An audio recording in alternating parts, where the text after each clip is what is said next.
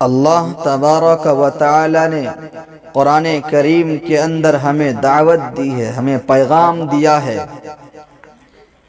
کہ ہم حضور اکرم صلی اللہ علیہ وسلم کی سنت پر چلیں۔ قرآن کریم کی اس آیت پر ذرا غور کریں،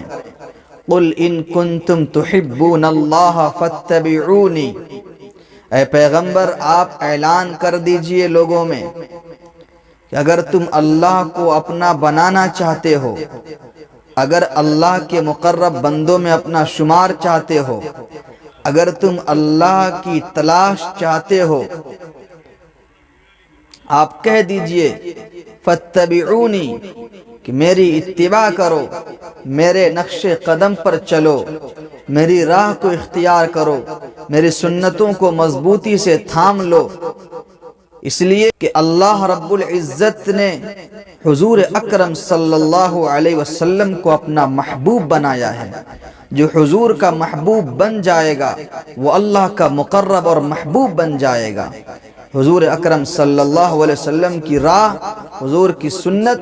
وہ سنت ہے، اگر ہم اس پر عمل کریں گے تو ہمیں اللہ بھی ملے گا، مصطفیٰ بھی ملے گا۔